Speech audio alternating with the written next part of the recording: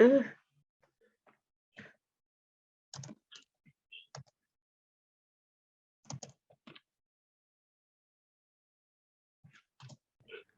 just been told I'm on mute. Rookie error. So let's start that again. So good afternoon, everyone. Thank you all for joining us once again for Loeries Creative Hour. I thought I pressed that unmute button, but you can see with technology, there's always an issue. We're also having a little bit of technical difficulties getting our jury present online, but that shouldn't take too long. We'll be able to chat. Anyway, we've got a chance to chat really quickly, and for me to share some of the stuff that we're up to at the Loeries. So first and foremost, I just want to go, thank you to our new partners for Loeries Creative Hour, which is Vodacom. So Loeries Creative Hour will be connected by Vodacom from now on. You'll probably see Vodacom's logo in some of the messages that we're putting out there. Vodacom's been a great supporter of creativity in the creative environment, and just helping us ensure that we can see valuable information such as about shared value and many different areas. So it's great to have them on board to support Loeries Creative Hours. So thank you to the Vodacom team for coming on board for that. First, and the other important thing is, if you're on Zoom, it's really important to know that you can share any questions, any comments that you have. You've got the Q&A function, you've got the chat function. But to everyone who's tuning in on Facebook, just a reminder, we're live on Facebook on the Loeries page right now. We obviously can't see your questions, we can't see your comments, but I'm assisted by Prudence today in the Loeries office, who will be able to check on Facebook, and if there are any comments, she'll pass it on to us right now.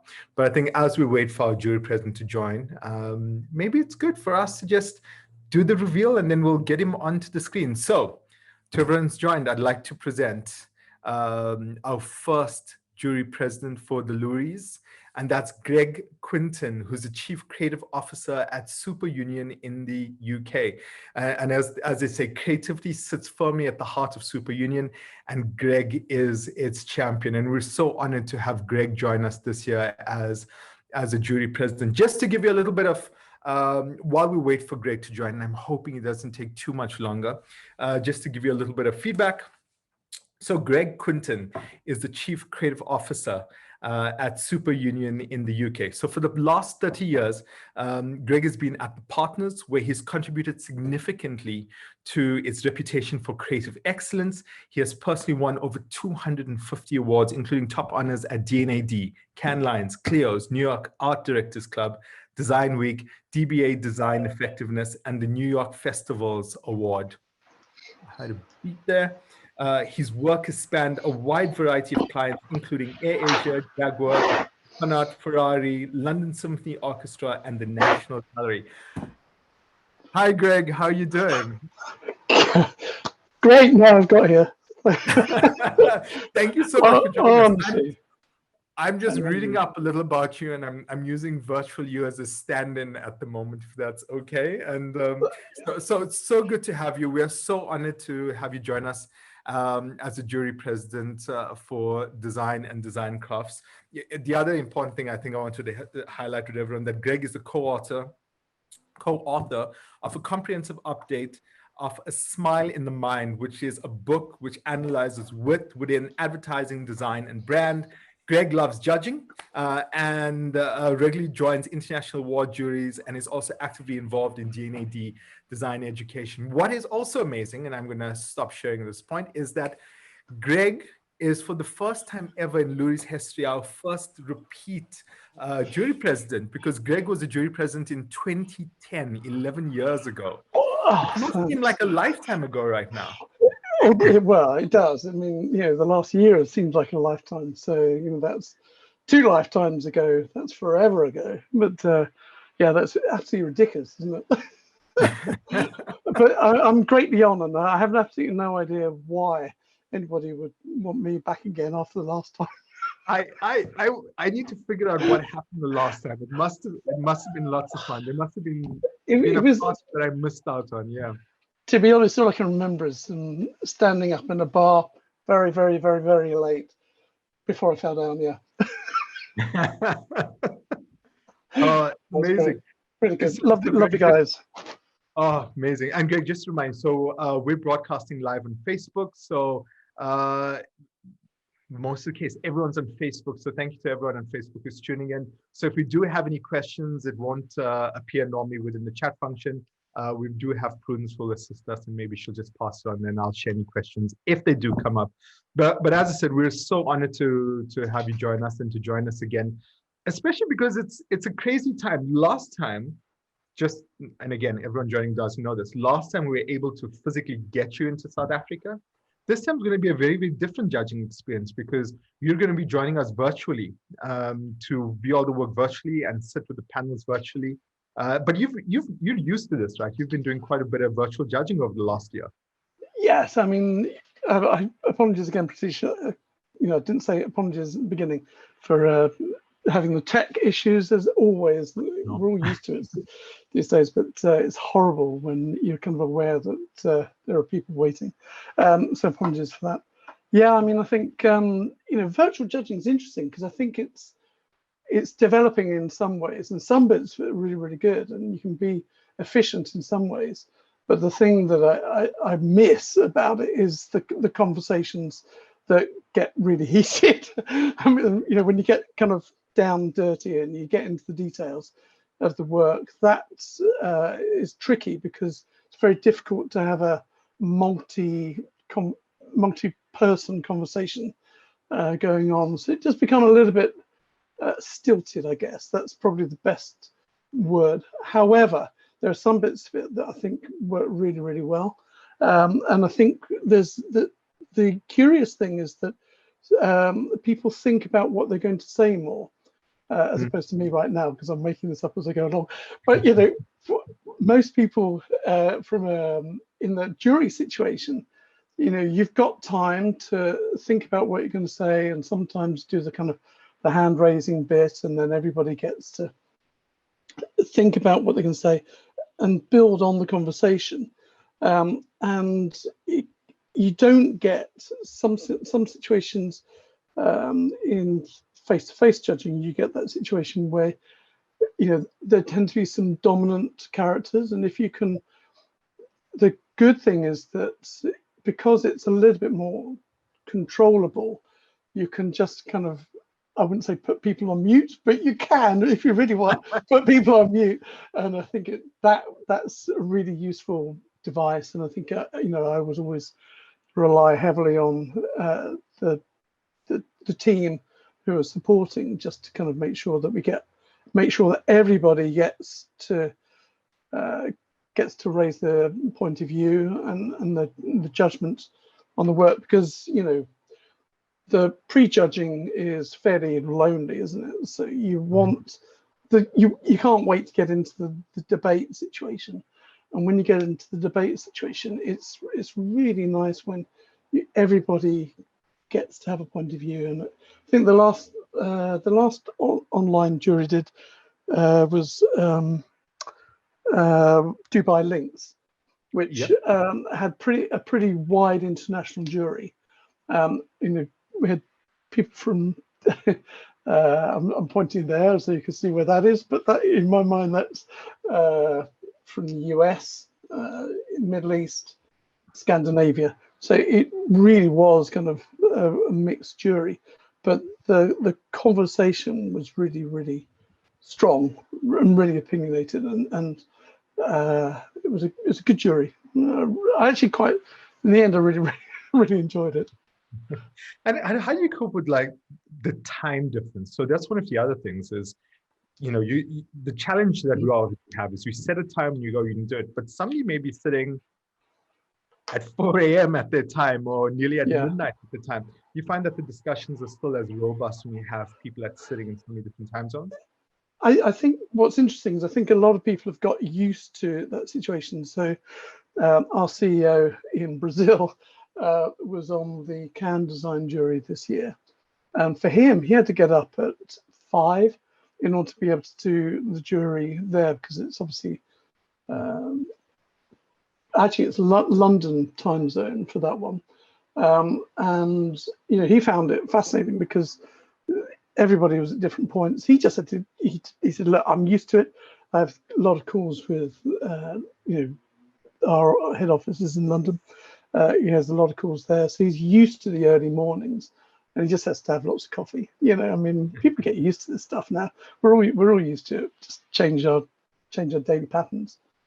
You know, one of the things you're speaking about, Greg, was the loneliness of the first part of it. So I think it's useful to, for anyone who doesn't know how the Loeries judging process or most judging processes work, I think it's always useful to give them an idea in terms of how it works. And I just want to share this really quickly. So the lonely part that Greg's speaking about is that round one judging, which is where, you know, you review the work on your own and you do like whether it's in, out, or you abstain if you're involved with it.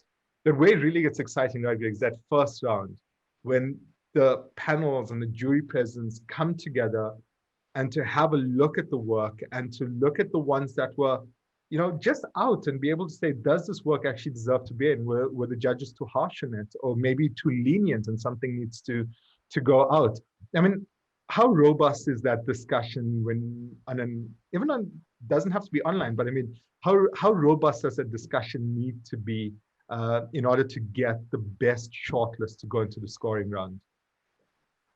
I would say at that stage, what we're as a jury chair, I would always be asking everybody to be as generous as possible, because if you're too harsh at the early stages, what you, particularly the first round of the first section, is just everything gets decimated because people think that's what they have to do. And I would always argue that the early rounds, just, you don't know everything that is coming up, so err on generosity at that first round, because what you want to have is enough work to be able to then start whittling it down. If you've hacked everything down and you've got, you know, one or two things left, you've got no conversation, and actually it's very hard to come then take that forward. So if the more generous you are at the early stages, the better, because then you've got a good basis from which to then do the conversations. I think otherwise, you know, if everybody says, you know, 1 out of 10, for example, if it's a 1 to 10 system, you're screwed, right? You've got nothing to judge when it comes to round one proper. So, yeah, I would ask people to be generous, and then you get harder and harsher as you go through the rounds. Yeah, that obviously happens in the scoring round, where just for anyone who doesn't know, in terms of the scoring round for the Loeries, it's 7. So judges have to score from 70 to 100 if you believe it's worthy of a gold. So quite a wide base. So you can see if it's strong gold or weak gold. 60 to 69 for a silver, 50 to 59 for a bronze, and anything below 50 is considered not worthy of actually deserving a medal itself. And then obviously that then goes into further discussions with the jury president, which luckily, Greg, you have to do these discussions. I'm always very grateful when I'm in those and going, I don't have to argue for the medal or have to make the decision in terms of which work wins gold, silver, or bronze, because that's pretty difficult as well as a jury president. Yeah, I mean, I think what's interesting is it always feels that work goes in. Usually, what the way it works is you get the conversations, and there's a natural system that happens. That the work that is more popular, that cuts through, rises to the top, and you get a sense of what's going on. It's not necessarily overt. No one says, right, this one is the clear winner, and you know everything else is crap. That's not what happens. It's more a debate, and you know but you get a sense of the lie of the land and what's resonating and what isn't resonating. And I think that's, you know, that's where it becomes really interesting. In 2010, thank you for reminding me how long ago it was, but I had hair then, I think. No, I didn't. But I may have had hair in 2010. I need to check. I don't know. Yeah, I mean, I smashed my head on something yesterday, because when you realize you really need hair just to stop yourself from hitting your head all the time. Anyway, yeah, I think that first, you know what's gravitating to the top because of the way that people are talking about it. Plus, you got the scoring system. So in combination of the two, you start to see the lie of the land. And I think it's really interesting. In 2010, the jury said, Greg, you know, you're not having enough opinion. And I said, no, I'm letting you talk. They said, no, you got to be harder with it. It's like, no. I want you to discuss this work. And No, you've got to tell us what to do. No, this is stupid. We need a conversation. We need to get the work that is resonating coming through. But you only know what's resonating by having the conversations. If I'm going to dictate, that's a waste of time having a jury. I'm not there to dictate. I'm there to nurture the conversation and get the right pieces of work gravitating. I'm out of the context. I don't know the work sufficiently. I don't know the context of that work and how it is resonating in the community there. But also, I've got but I do have objectivity as well. So I can have the objectivity, but they're, the jury of the team that really, really know when something in that context is a piece of significance. Mm-hmm. And also it's a scientific process, which I think a lot of people don't know. And I think therefore it's always useful if you've never been involved in the judging process. Even within the Loeries itself, I mean, we have criteria. So the jury presidents, the judges are all looking at this and going, number one, it must be innovative. There must be innovation. And then we check for quality, relevance to the brand, relevance to the target audience, and relevance to the chosen medium. But innovation is obviously key, right? We need to ensure that we're moving the overall industry forward, and you can't do that if you don't focus on innovation. Absolutely. I mean, what's the point in just celebrating something that we've seen before? No, it's got to be moving along. That's the whole point of it. That's the reason why we enter. It's we're looking to see what work is pushing those boundaries further and further. Mm-hmm. And in terms of choosing a Grand Prix, Greg, I mean, what is your process when you go into that? I mean, is it something where you go, yes, I'll choose a Grand Prix every single time, or is it always a case of like, let's have a look at the work, and if there's nothing deserving, you do not award it? I think what I found is that it depends on the award system. So Mm-hmm. some award systems have to have a Grand Prix. It's like Cannes, for example, has to. D&AD does not have the equivalent of a Grand Prix in yellow or black pencils. That's a different system completely. I think with Loeries, I think if there isn't a requirement to have a Grand Prix, I think it has to be on the basis of what do the jury feel? What is the piece of work that it just cuts through in whatever way they feel is the right way? So, if it's something that is resonating both from innovation, but also making a difference. I think if we did a little bit of research on Cannes, and the work that is making a difference is about 72% of the winning work is work that is making a difference. So commercial work is what is left. So that is out and out commercial work. So I think what's interesting is juries are looking to make a difference in addition to the innovation and moving the industry forward, for sure.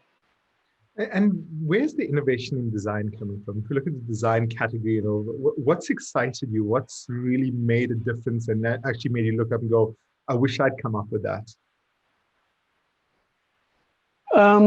I mean, technology, but not when technology is doing it for all the right reasons. So, there's I mean, it's not particularly design-focused piece of work, but there was a piece of work recently with there's a homeless charity called The Big Issue, and it's where sellers, the homeless people, they sell magazines that are produced centrally, distributed. Those sellers then sell on the high street to make some money and make them actually feel some degree of self-worth. And with the pandemic, that was wiped out because nobody was going outside.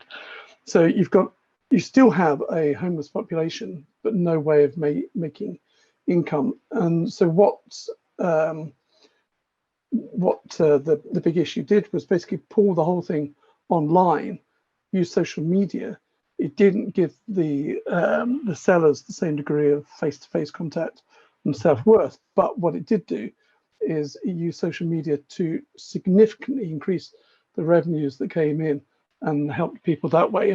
But they looked at interesting ways of getting the content out to people. So that's using technology to the advantage of. There's a high degree of design work in there, and it was an interesting thing. Is there a lot of design in there? No, not really. But I think this is my point about the tech bit, that it is its appropriateness. I think people are looking for. I think people are looking for authenticity, for honesty. I think the days of total scam work are gone.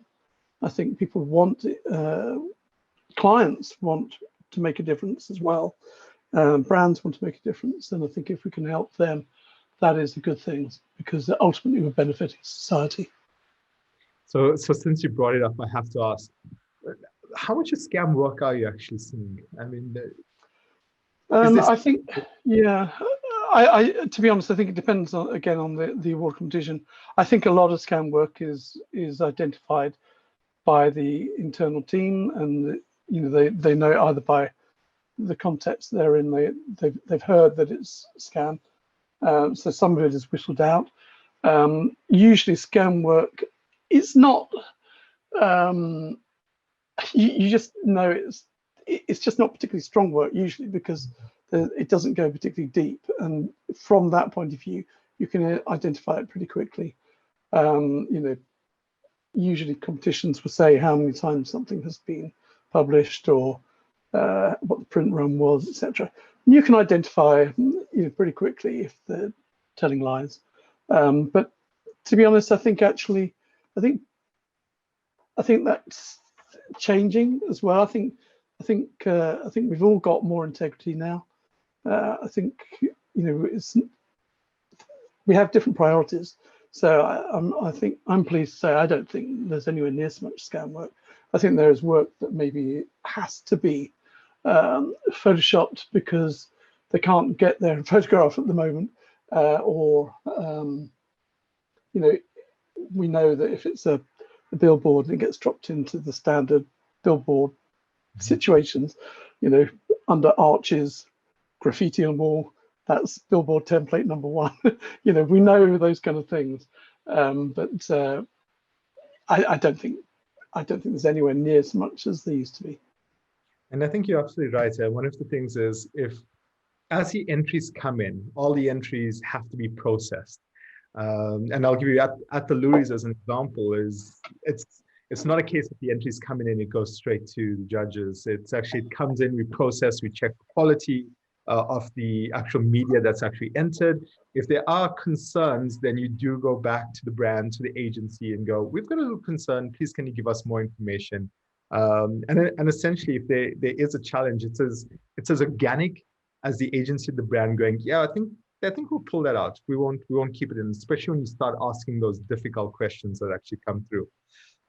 But also one of the challenges, as you mentioned, is in the environment we're in, this COVID environment. What do you, and especially with the Superunion context, how's been the impact on design during this time? I mean, it's tough on businesses, but to actually create amazing work, especially when you don't have all the resources that you need to do it. Are you finding that there's greater innovation? Do you find that there's challenges? Do we need to go back to a normalized world for us to fully experience the full extent of the design category? Or do you think we're finding new ways to innovate right now? Yeah, it's interesting. I think within design, I think there are some areas that have really, really suffered because you're not physically experiencing things. So, the world of print has been decimated because who's going to see it? No one's going out, no one's seeing it. So there's no point in producing something. Everything is shifting online. The world is changing. So I think the world changes, we change, the industry changes accordingly. So it's just one of those things that we're seeing huge rate of change in a very short amount of time. When technology, it made things move quickly. We had technology issues within Superunion that have been bugging us since its foundation 3 years ago. it took the pandemic and about 2 weeks to sort all that crap out. Instantly we were sorted. And it's really interesting when it becomes business critical, things move a lot faster. So, to be honest, I think we took the right steps. Touch wood, we're very grateful for how things have worked out. We found that the work is changing insofar as there are, we understand, because we are the same audience as the audience I'm talking to, that, there's no point in doing some things. It's a waste of time to do some things. So we have to reshift the budgets, the work, and the type of thinking into other places, and particularly how you experience it online. I mean, I think, what we've seen is massive growth in gaming. Our gaming team has just gone, why? Because it's something everyone can do at home, and it kills some time. Serious gamers as well, but it's just changed. So I think craft is the big suffering element at the moment. I think you need to appreciate craft. You need to see it in order to really understand the work that's got into something. You can have craft within digital experiences for sure, but it's different. And I think we're going to see a huge shift when we go back to normality. Then we will see I think we're going to see a huge shift back to authenticity, to craft, to tactility, assuming there's still an industry there that we can utilize. Amazing. Greg, I just received a question as well. It says, so it's an interesting one. Based on your past experience at Loeries, what do you think of the quality of the work in Africa, Middle East, the whole Africa, Middle East region?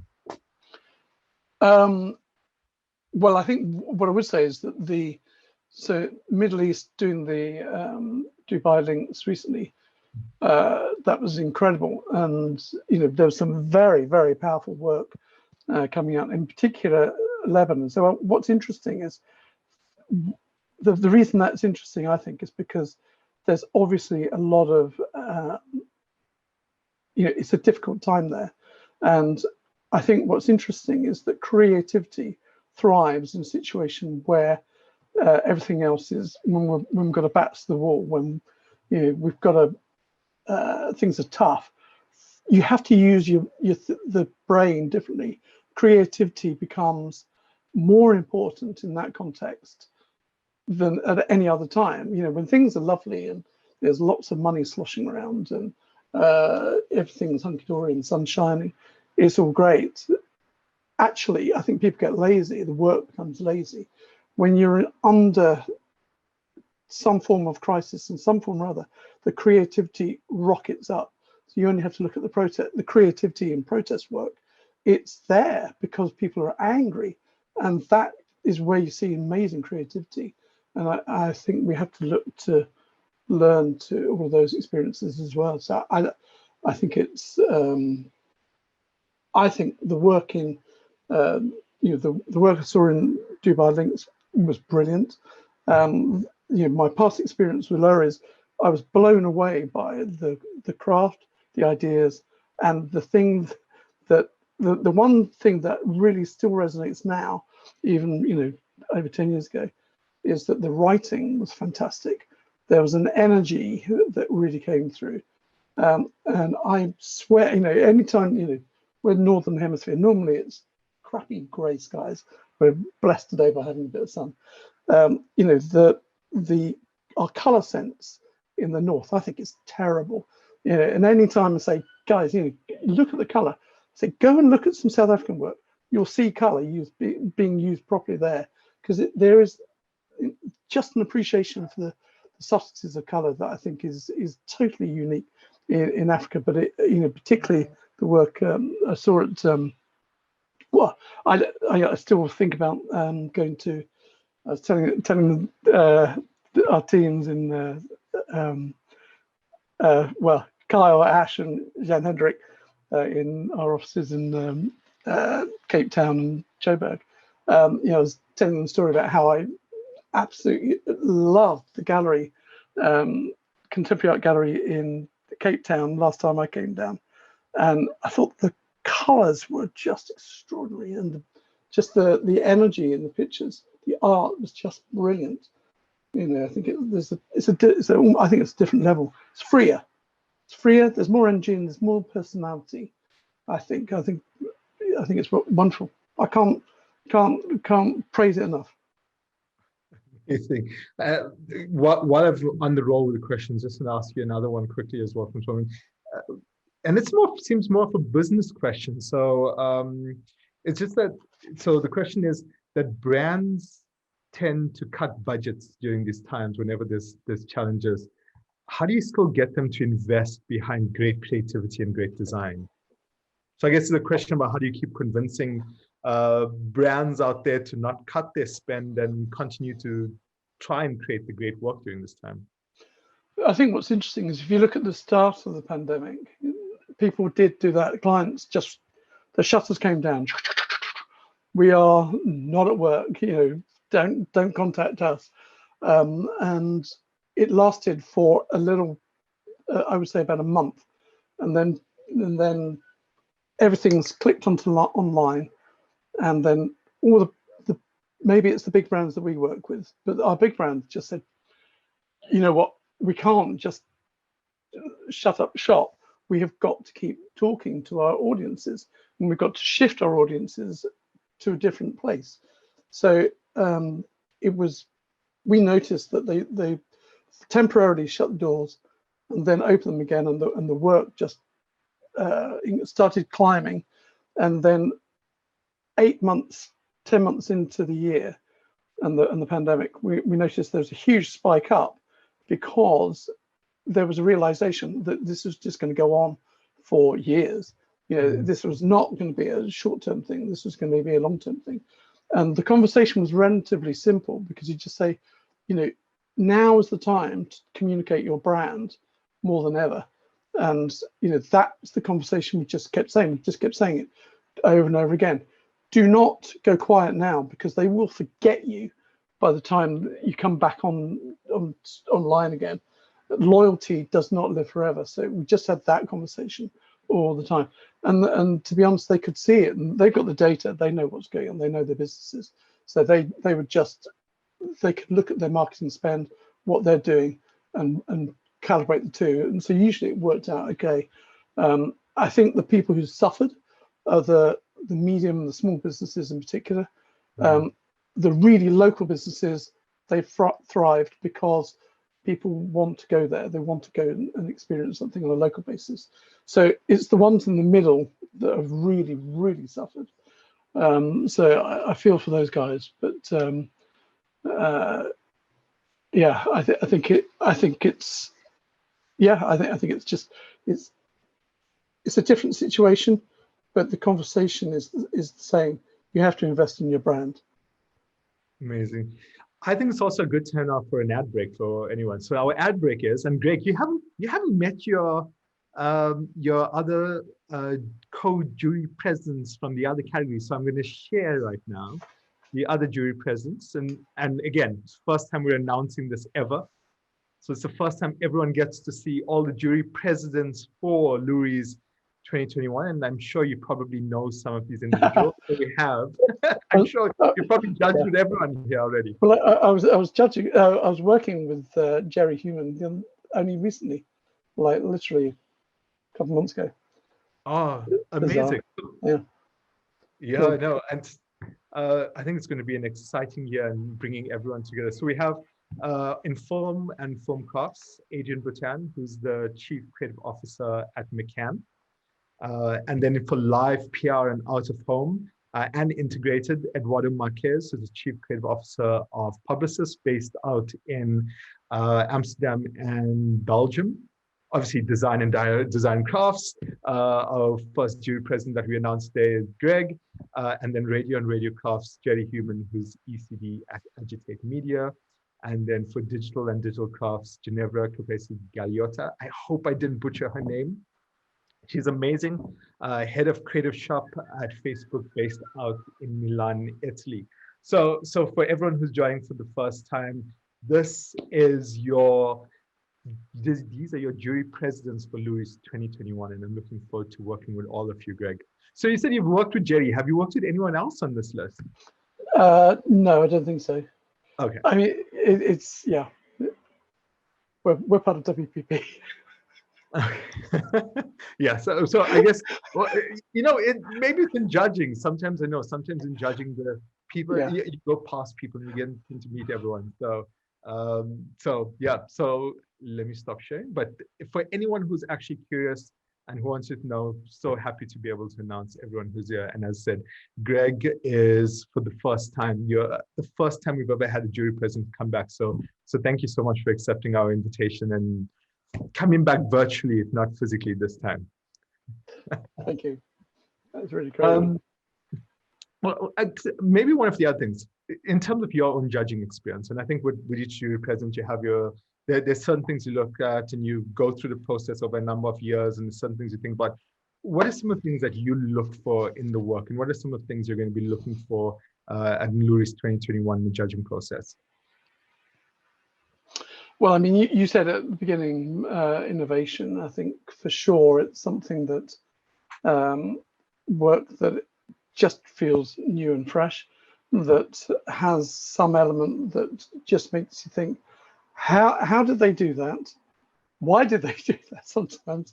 And wow, ultimately it's that thing. If it's a piece of design work, if the perfect score is when you've got a great idea, great craft, and great technical ability in some form of innovation.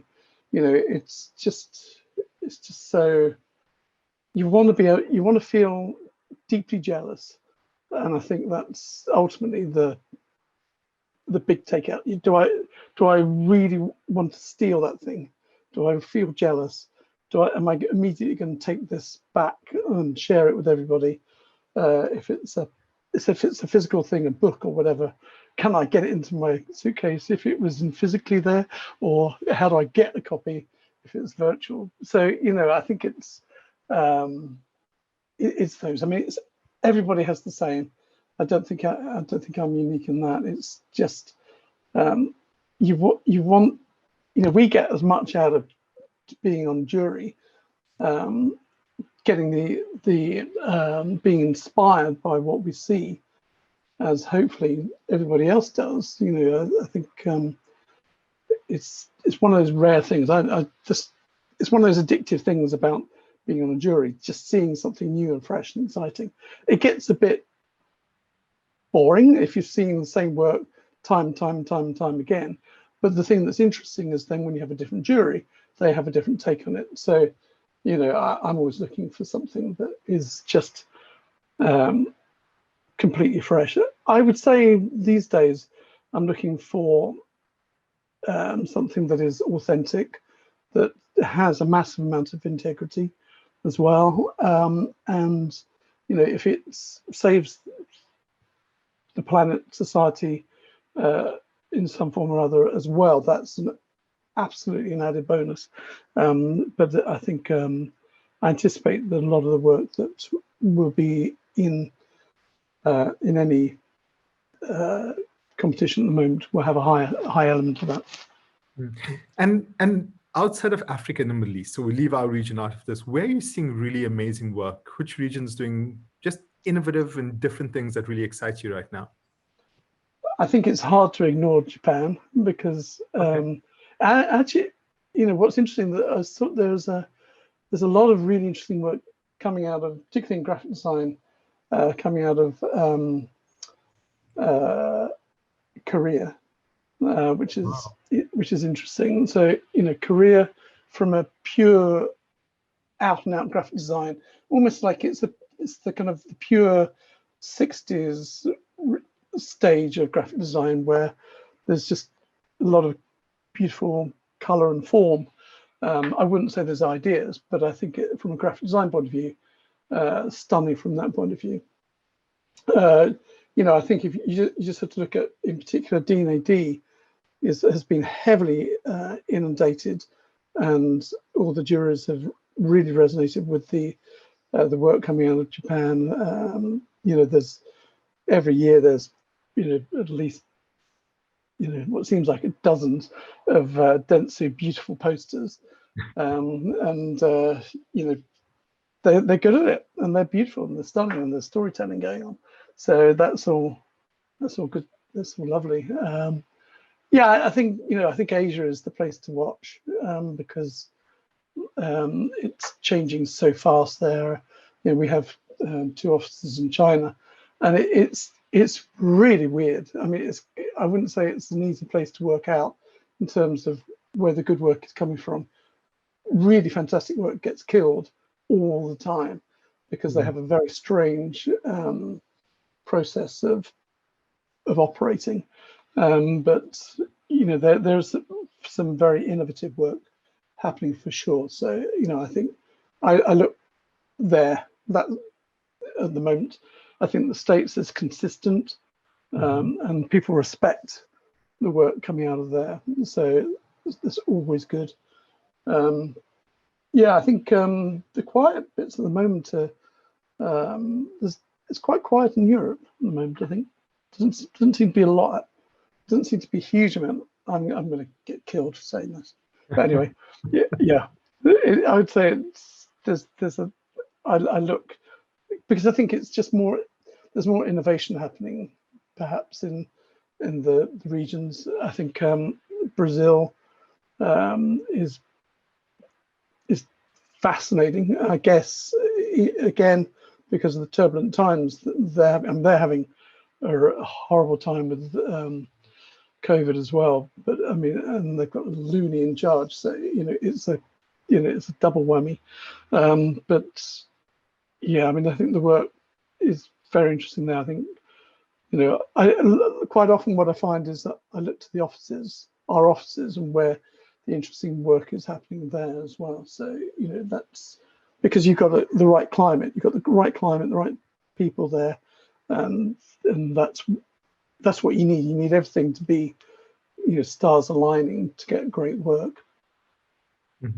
I was having a chat to a chief creative officer based out in Nigeria, and I said one of the key challenges obviously is translating, sometimes allowing people to truly understand the local context of the work and why it resonates locally and why the value is sometimes when you're looking at it from the outside in. I mean, how do you navigate that? Because obviously we're all stuck in our own little countries, even though we're seeing a lot of stuff. And then when you experience work, like right now, you've experienced work from South Korea and Japan that's exciting you. How do you actually contextualize it to understand what that work means to the people that it's being targeted at? It's very difficult. I mean, I think, to be honest, a lot of the work from Korea and Japan is just aesthetically beautiful. There is no, it's very difficult to work out the context because they don't speak the language. But I think, in any jury situation, you rely on the people who are close to the context. So it's a lot of questions and a lot of debate about, was this really a significant piece in that context? Did it really resonate? Or is it just a lovely award entry? And, honesty really kind of is vital in that situation, just so that the people who do really know can say. I think you just have to look to the juries. You can read, obviously, the entries and try and work it out. But generally speaking, you're reliant on the juries who are close to the ground and who really know what's going on.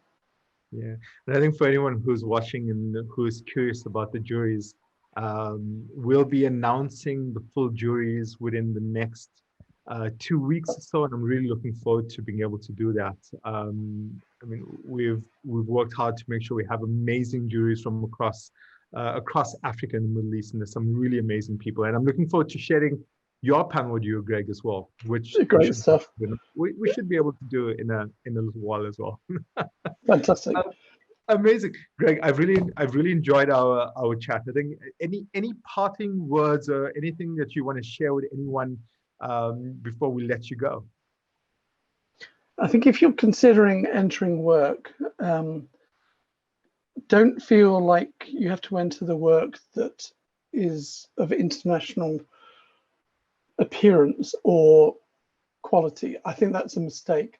I would urge you to also enter the work that resonated locally, that is authentic locally, and that has a lot of character, because I think we need to also recognize and encourage more of that work. The big brands will carry on forever. I think we just need to.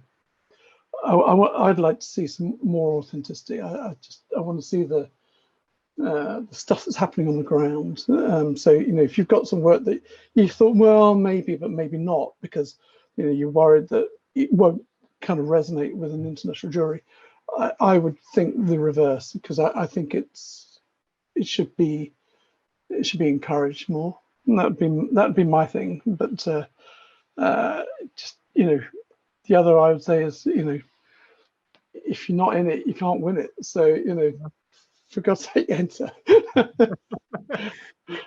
I and I add on that is I completely agree. I think the sense of humility that we have in the creative industry right now is amazing, but I also think it holds back some of the recognition of some of the most amazing work out there. Agreed. Don't look at your own work and from a sense of humility choose not to enter it because you're concerned it's not good enough. I think you'll be surprised.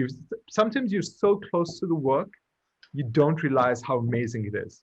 And I think that's what you need to do. Be close to it, but put it out there and be brave to share it with everyone else. Because, our tagline for this year is fight the good fight. And everyone's fighting in this really challenging time. And we're looking forward to being able to see how you fight in this fight to ensure that creativity thrives. So completely agree with you there, Greg. Fantastic. But thank you so much. Thank you so much for your time. Really appreciate it. Really good chatting with you. This is our first time meeting. I think lots of people don't know that. And that's what these sessions are designed for everyone to be a fly on the wall as I have these chats with everyone. So thank you so much for your time. Thank you. Apologies again for the tech. Sorry. No, sorry, you're saying that?